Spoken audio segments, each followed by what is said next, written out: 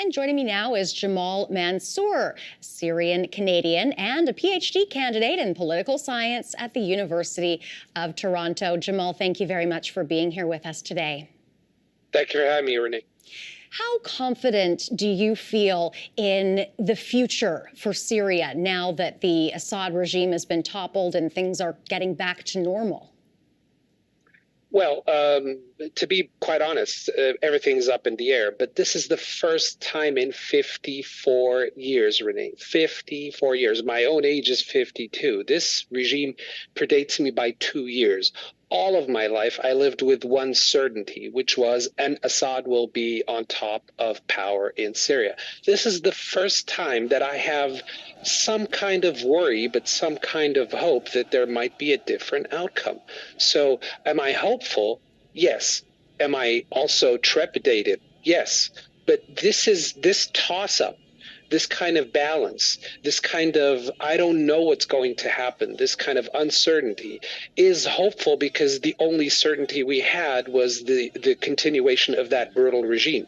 A couple of weeks ago, if you had asked me that same question, it would have been a totally different answer. So I'm quite hopeful.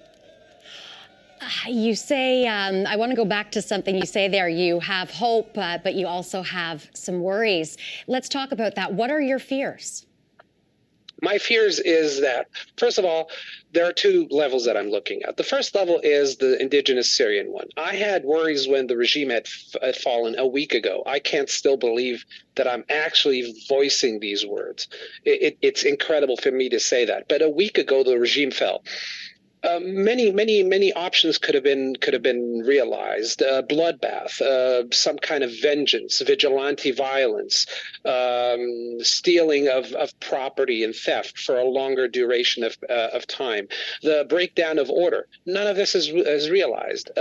Just a couple of days ago, the first big demonstration in the center of Damascus happened. 250,000 people, estimatedly, came to the streets. Not a single drop of blood, not an incident of violence has happened. So people on their level have been very, very reluctant to do that, to do any of that, scenarios of violence and dread, which we were watching for. That's on the indigenous level of the street. On the regional level that I was watching for was some kind of interference by powers that used to interfere in the past. Regional Arab powers such as the United Arab Emirates or Saudi Arabia, Iraq, Iran, Turkey to a greater or lesser degree, Israel, inside the Syrian fabric itself have been reluctant to do anything. And that has been one of the reasons why there was no problems. So if we continue this for the next 90 days, that gives me reason to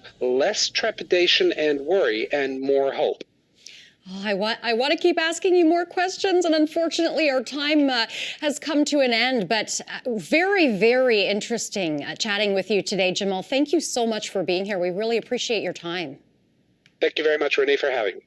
That is Gamal Mansour, Syrian-Canadian and PhD candidate in political science at the University of Toronto.